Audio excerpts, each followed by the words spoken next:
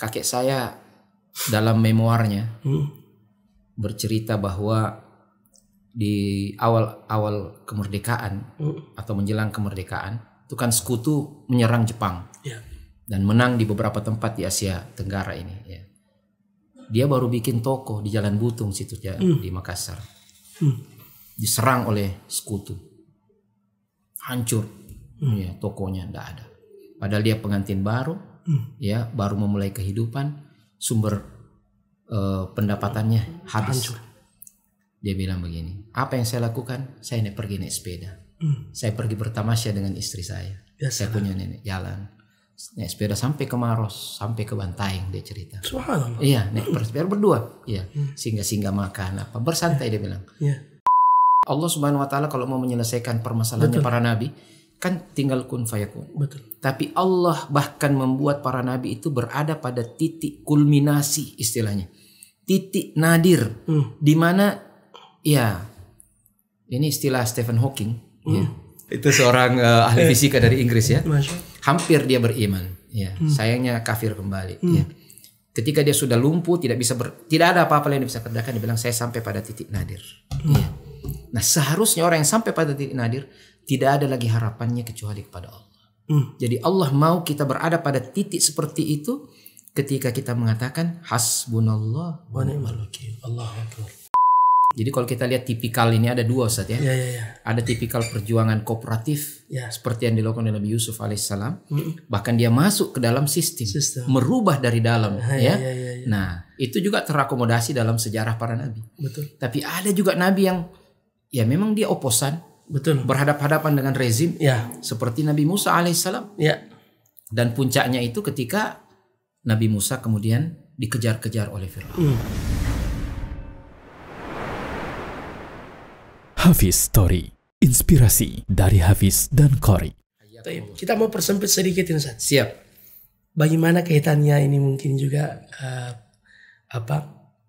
kita menerapkan nilai-nilai itu? Iya. Itu kan tadi umat secara umum. Iya. Bagaimana kalau kita persempit misalkan dalam kehidupan rumah tangga, dalam kehidupan pribadi, optimisme yang harus selalu dibangun.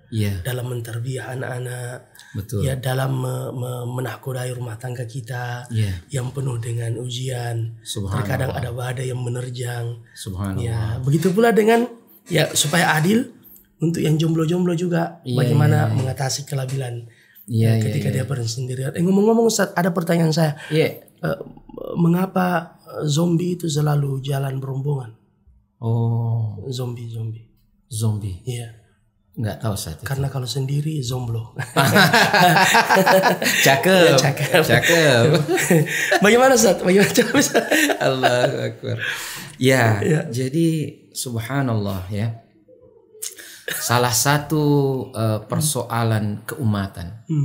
Bahkan dalam perspektif kemanusiaan yang lebih luas sekarang ini adalah masalah keluarga. Iya.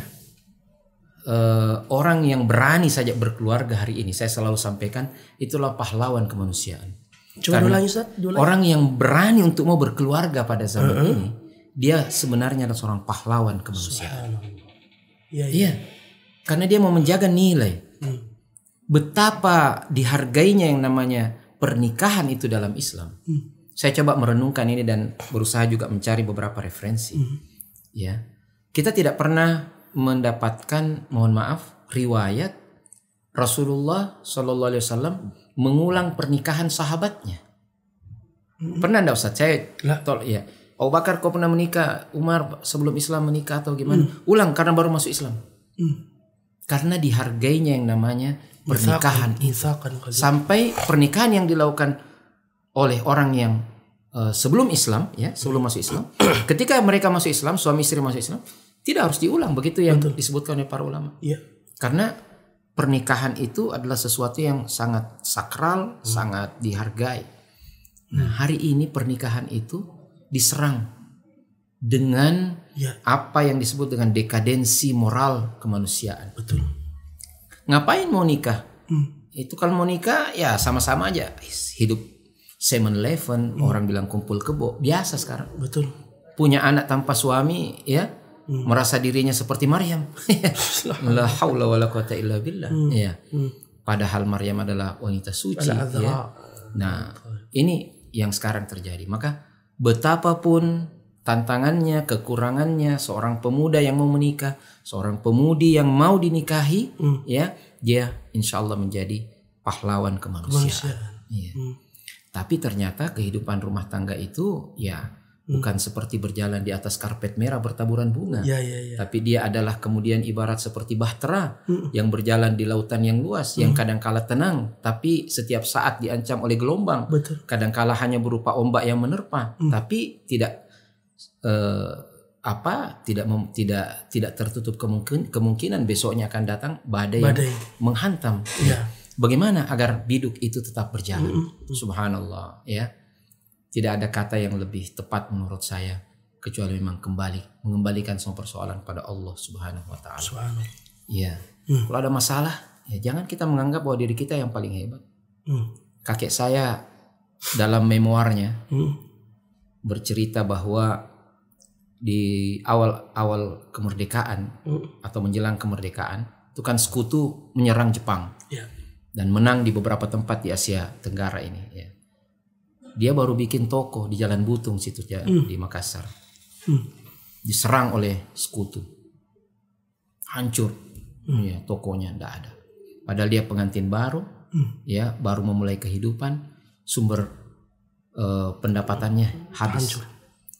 Dia bilang begini, apa yang saya lakukan? Saya pergi naik sepeda, saya pergi bertamasya dengan istri saya. Saya punya nenek jalan. Naik sepeda sampai ke Maros, sampai ke Bantaeng, dia cerita. Subhanallah. Iya, naik sepeda berdua. Iya, singgah-singgah makan apa, bersantai dia bilang. Di lautan kita sebagai orang Bugis katanya.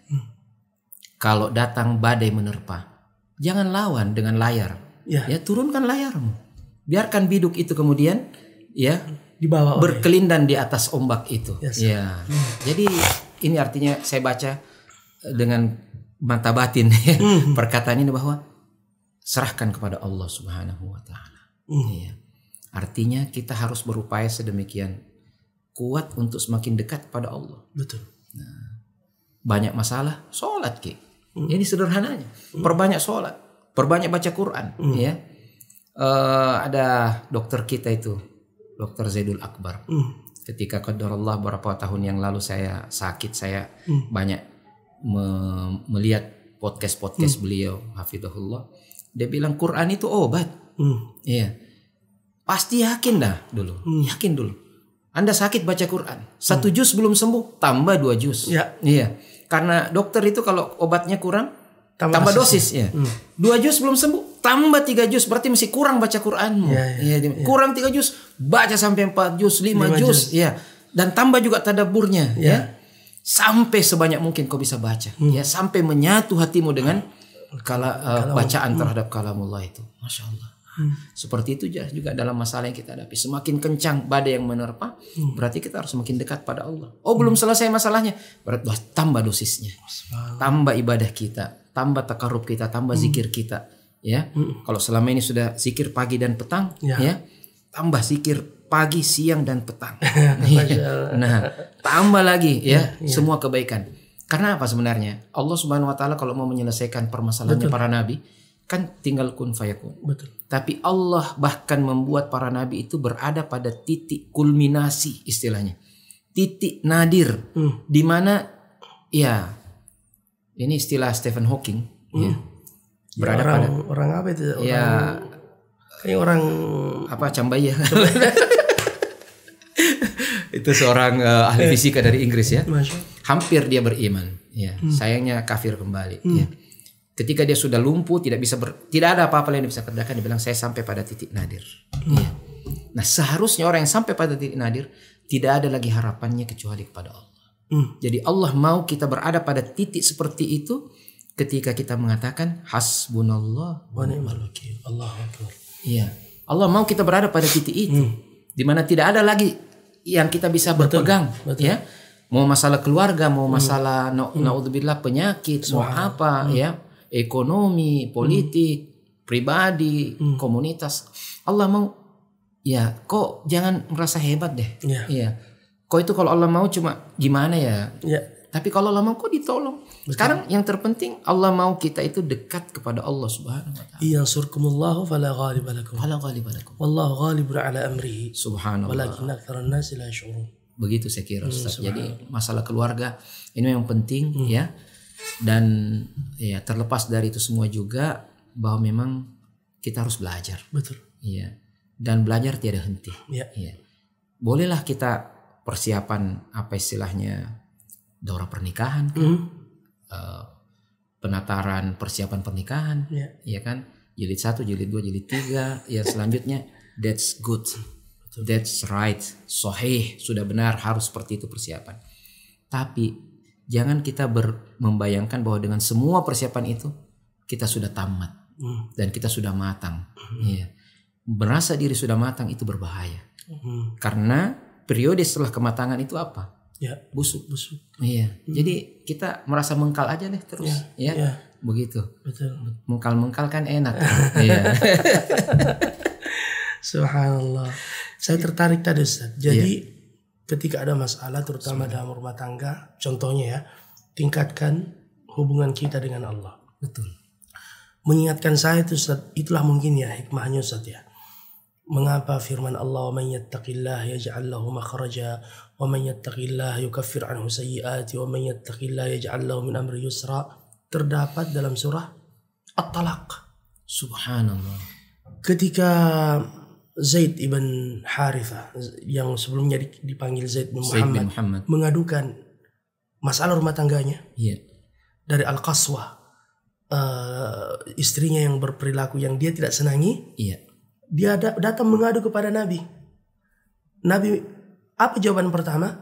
Allah sebutkan dalam Al-Quran, wa idh taqulu lilladzi an'ama Allahu alaihi wa an'amta alaihi amsik alaika zawjaka wattaqillah. Ya, ketika engkau berkata kepada yang Allah berikan nikmat kepadanya, yaitu nikmatul Islam, dan engkau memberi nikmat kepadanya yaitu engkau mengangkatnya sebagai anak,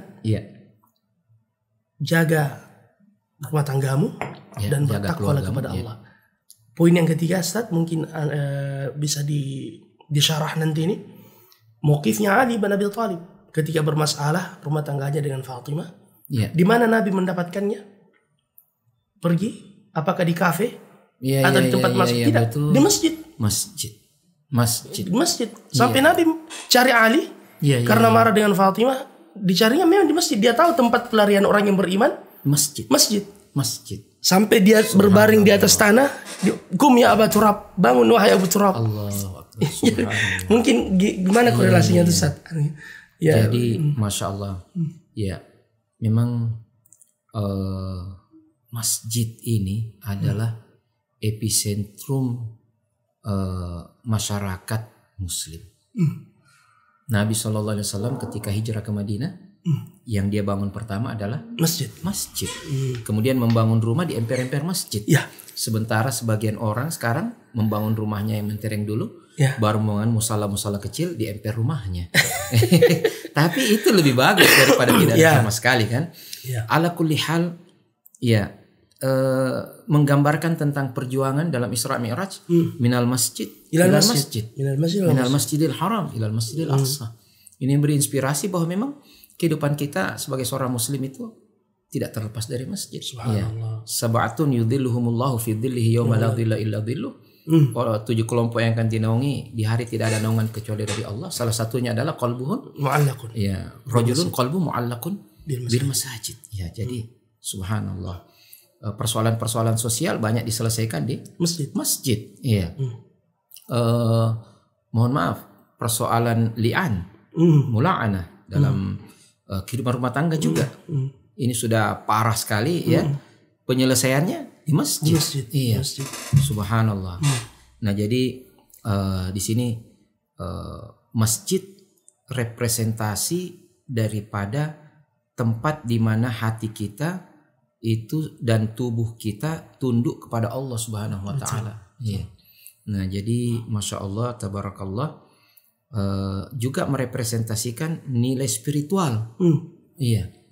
Jadi memang secara fisik kita harus ke masjid, tapi secara spiritual maknawiyah juga, nilai-nilai masjid itu yang kita bawa pada diri kita.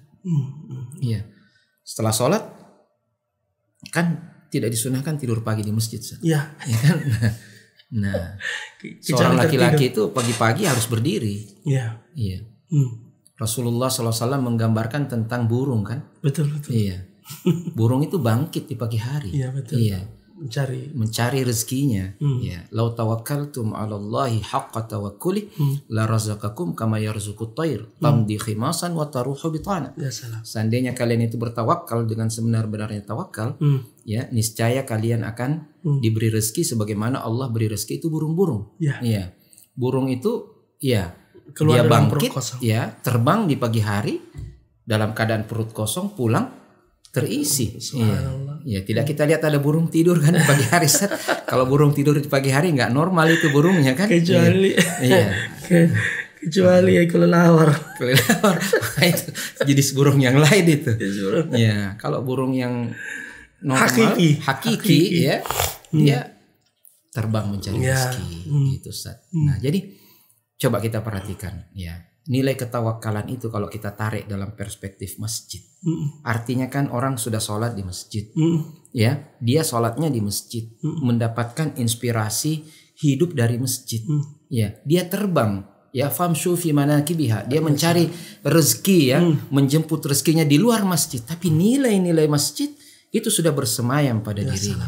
Pergilah ke masjid dan bawalah nilai masjid itu dalam kehidupan. Masya Allah. Nah, Masya Allah. ada masalah dalam keluarga, ya makin rajinlah sholat. Betul. Ke masjid, termasuk mengungsi ke masjid. Apalagi kalau ada banjir. Pergi mengungsi ke masjid kan, ya. Nah, nggak dapat tempat di rumah karena bermasalah dengan istri, ya ke masjid. Kenapa selalu di masjid ini? Wah, ada masalah juga kadang-kadang. Ya. Nah, kita semakin dekat kepada Allah Subhanahu wa taala, dekat kepada orang-orang beriman. Ada kehangatan tertentu yang kita dapatkan di masjid. Betul. Ya, kadangkala situasi hati yang insyirahus sadr itu, itulah yang menjadi asas aktivitas kita, termasuk dalam berdakwah, termasuk dalam berkehidupan ini.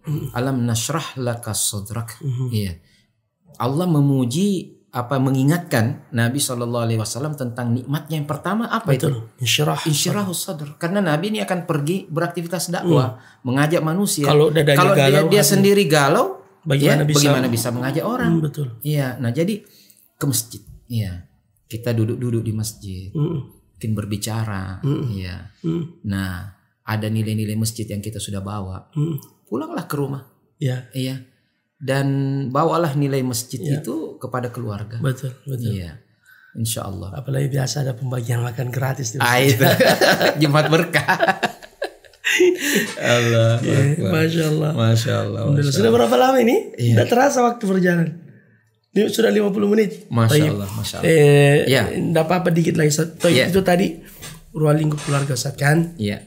Jadi intinya adalah optimisme, tingkatkan ketakwaan kepada Allah, dekatkan diri pada Allah, jangan pernah ada kata putus asa bagi seorang muslim. Harus selalu yakin dengan pertolongan dari Allah, apalagi momennya ini sekarang ini Ustaz, Asyura ini.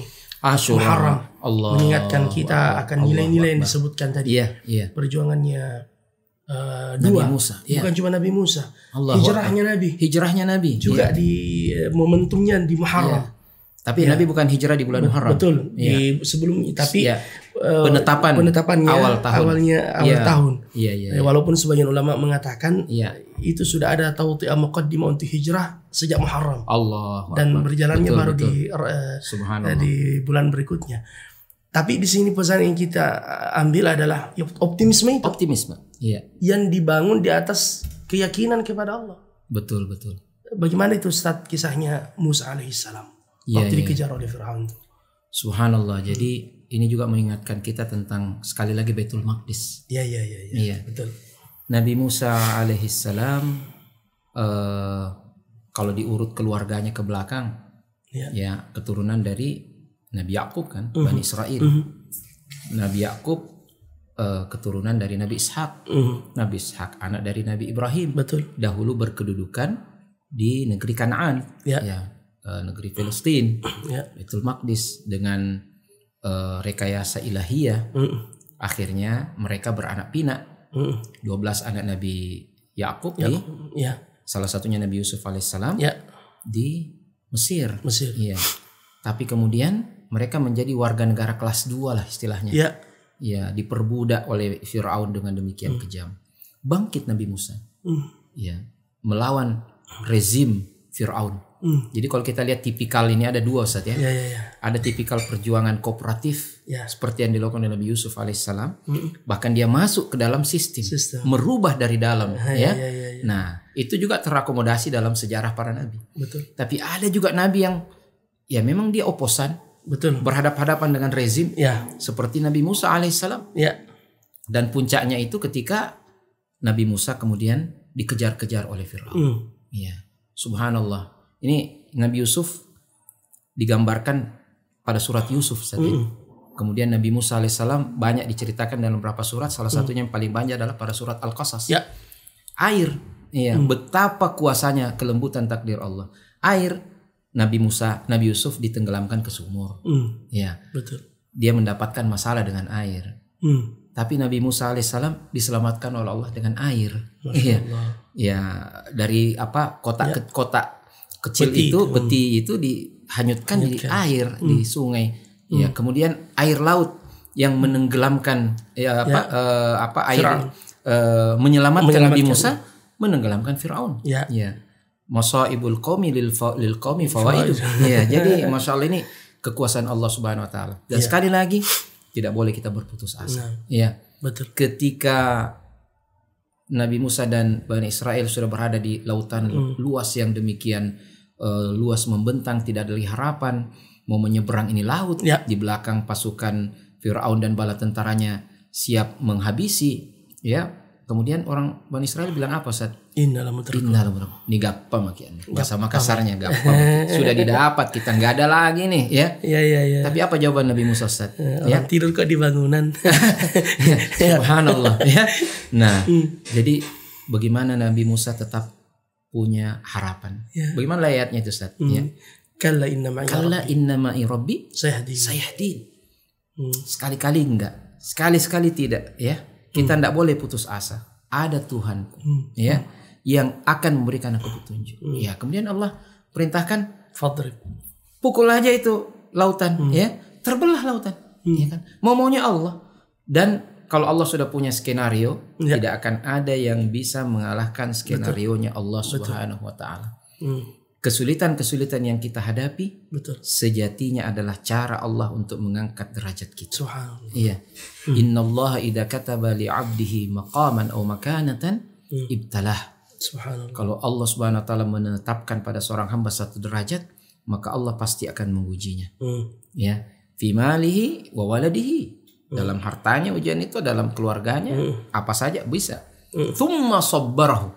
Kemudian Allah buat dia sabar. Jadi termasuk kita sanggup menghadapi masalah itu juga karunia Allah. Betul.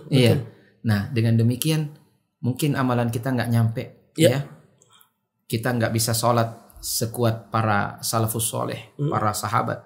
Kita nggak bisa puasa seperti mereka, nggak bisa baca Quran seperti mereka. Tapi Allah berikan satu kesempatan, yaitu kesulitan. Ya salam. Ketika kita kemudian diberikan karunia lagi dengan kesabaran menghadapi kesulitan itu, itulah gift pemberian Allah Subhanahu wa taala pada kita untuk sampai pada derajat yang tinggi yang kita harapkan. Dan inilah yang bisa mengubah ujian menjadi nikmat. Subhanallah. At-taladzuz. Karena kalau kita mengetahui sengsara membawa nikmat. Karena kita mengetahui balasan yang besar yang disiapkan, maka beratnya ujian itu akan dilalui dengan senyuman. Allahu Akbar. Subhanallah. Subhanallah. Subhanallah. Subhanallah. Taib. Mungkin terakhir Ustaz. Ini sebenarnya mau panjang lebar sampai malam, tapi Subhanallah. Saya tahu antum masih banyak kegiatan yang lain. Subhanallah. Taib. Jadi kalau begitu Ustaz, apa yang mesti selalu ditumbuhkan dalam pribadi seorang muslim? Ya, tadi sudah kita ketahui bahwasanya selama kita hidup ini, apakah kita ini mempersiapkan diri untuk selalu menghadapi kesulitan? Atau apakah karena kita sudah tahu di balik itu ada pahala yang besar, kita meminta diuji oleh Allah? Ya, misalnya karena ada yang begitu, saya ini belum ada ujiannya, merasa nyaman terus hidupnya. Ada yang berkata seperti itu. Wah, mana ujiannya Allah? Apakah memang begitu meminta-minta? Bagaimana itu Ustaz? Allah Subhanahu wa taala berfirman, "Wa ma yulaqqaha illa alladziina sabaru wa ma yulaqqaha illa dzu hadzin 'adzim." Tidaklah yang akan mendapatkannya kecuali orang-orang yang bersabar, yaitu al-jannah. Ya. Dan tidaklah akan mendapatkannya kecuali orang yang memiliki hadz. Bagian. Subhanallah, ada seorang masyayikh yang mengatakan bahwa al-hadzu itu sebenarnya terwujud dengan dua hal. Ya. Al-fursatu wal isti'dad. Al-fursah wal isti'dad. Kesempatan dan kesiapan. Kesempatan dan kesiapan. Ada orang punya kesempatan tapi dia tidak siap. Ya. Ada orang punya kesiapan, selalu punya kesiapan tapi dia tidak dapat kesempatan. Jadi kita persiapkan diri saja sebaik-baiknya, Ustaz. Dengan memperbanyak doa kepada Allah Subhanahu wa taala, memantapkan iman kita dengan semua keadaan yang mungkin Allah Subhanahu wa taala berikan pada kita. Nah, kalau kita dapat kesempatannya, kita punya kesiapan untuk memanfaatkan. Dan kadang-kala kesempatan Allah Subhanahu wa taala itu selalu ada. Ya. Cuma kadang-kala kita tidak menyadarinya. Betul. Atau kita pura-pura tidak tahu. Ya. Itu yang namanya istijabatud doa al-khas. Bukan datang setiap tahun. Bukan hanya pada Ramadan, bukan 10 Zulhijjah. Tapi setiap malam di sepertiga malam terakhir. Betul. Tapi siapakah yang bangun dan memelas-melas kepada Allah di kesempatan itu? Banyak yang bangun tapi untuk nonton bola. Jadi ada yang qiyamul lail, ada yang julusul lail. Iya. Ada juga qiyamul lail tapi ada yang lebih anu lagi ittijaul lail. Jadi ini ada kesempatan kan setiap saat. Kapan gini-gini? Ya. Setiap saat kok Allah Subhanahu wa taala berikan kesempatan kepada kita. Jadi subhanallah, ujian-ujian itu kan datang bisa beragam. Betul. Ya, wa balawnahum bil hasanati was sayyiati la'allahum yarji'un. Kadang-kala ujian dengan kebaikan, kesempatan, kesenangan. Betul. Dan kadang-kala banyak orang yang justru jatuh pada ujian-ujian seperti ini. Betul. Nah, subhanallah, apapun yang Allah Subhanahu wa taala berikan kepada kita, seharusnya kita memiliki perspektif bahwa ini adalah kesempatan. Ya, betul. Kita sulit, ini kesempatan untuk berlatih sabar, menunjukkan kesabaran kita kepada Allah Subhanahu wa taala. Iya. Dan banyak hal, Ustaz, ya. Dan saya tidak perlu menyebut saya, iya kan? Aku saja. Kita sebut dia. Ya. Nah, ada Ustadz itu, Nah, subhanallah, mendapatkan ujian, tapi ternyata subhanallah di balik ujian itu banyak nikmat-nikmat yang Allah Subhanahu wa taala berikan kepada Ustadz itu. Iya. Nah, ala kulli hal saya kira begitu, Ustadz. Iya. Banyak hikmah kalau kita bersama dengan Ustadz Harman ini. Banyak pelajaran ya. Memandang wajahnya kita sudah banyak terinspirasi. Dan itu menunjukkan apa Ustadz ya?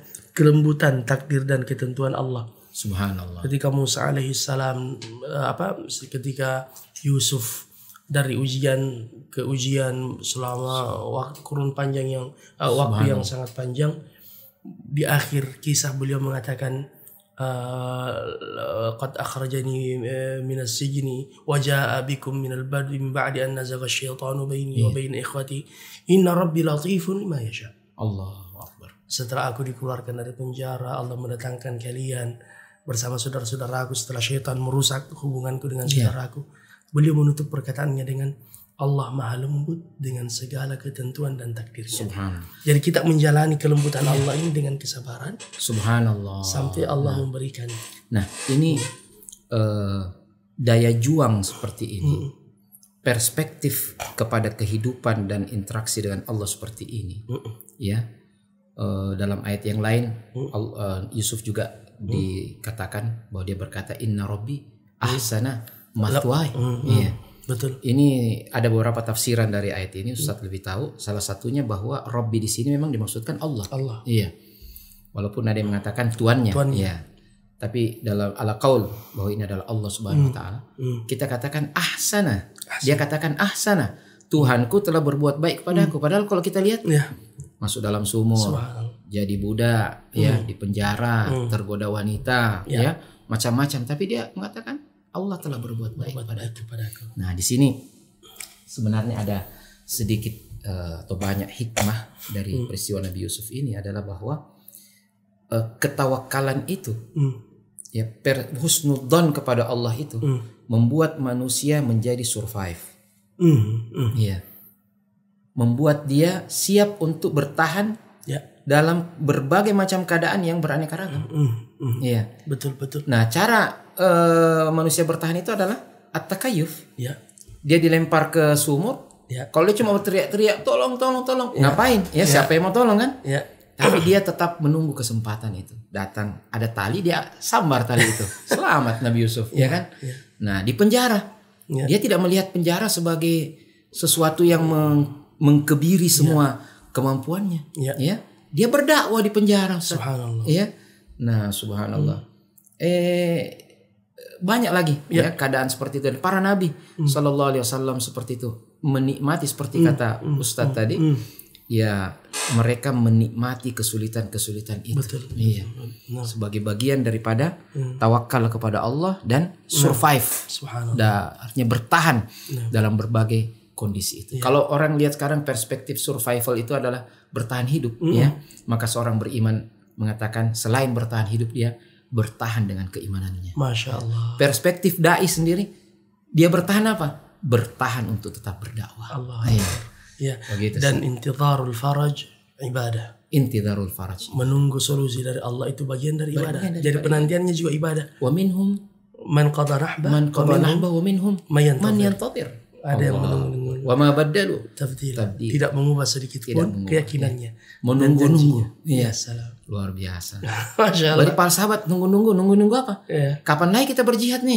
Iya. Betul. Pada waktu sebagian orang mengatakan kapan lagi main timnas? Iya.